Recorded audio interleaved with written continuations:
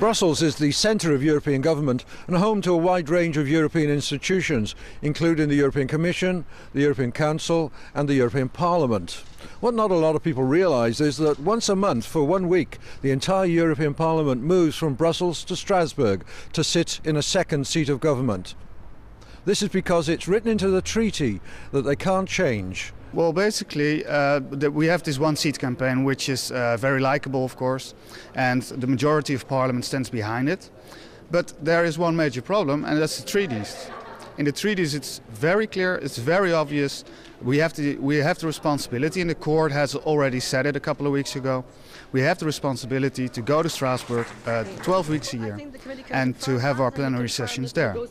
And so basically the campaign will never succeed until the treaty is changed. I mean, you can wish all you want, but the court will say no, France will say no, and we have it in treaties.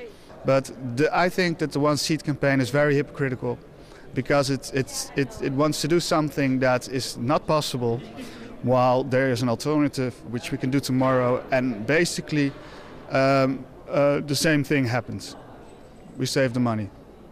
Well, I've been reporting on the European Parliament for over 20 years, and I've had to go backwards and forwards on the gravy train with the officials and all the rest of it, and I have to say that I gave up going down because it was costing me personally over €1,000 every week just to go down and report on the European Parliament, and that has a great significance. When you see the figures, the Parliament would save 200 million a year if it had one seat. 20 tons of CO2, which is of consequence to a great many people. Well, it's nonsense, isn't it? I mean, it's a fact, of course, that the European Parliament is the biggest travelling circus since Billy Smart's, and that once a month we go back and forth from Brussels to Strasbourg, and everyone knows that. I'll tell you what they don't know, and that's that the European Parliament's got a third home. And it's in Luxembourg, and over 2,000 full-time staff work there, and every single day there are people from Luxembourg, coming to Brussels and back, piles of documents going back and forth. So we have this campaign. Reform.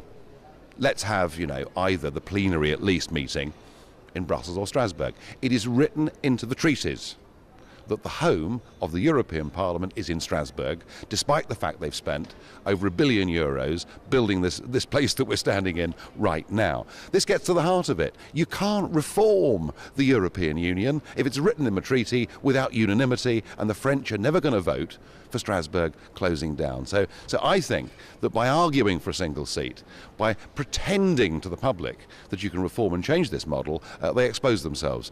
And as far as I'm concerned, this can't be reformed, it can't be changed. It's a colossal waste of money. We don't want it, we don't need it. So it would appear that until 27 heads of government will get together and agree to change the treaty, this travelling circus will continue. Colin Stevens for JN1 in Brussels.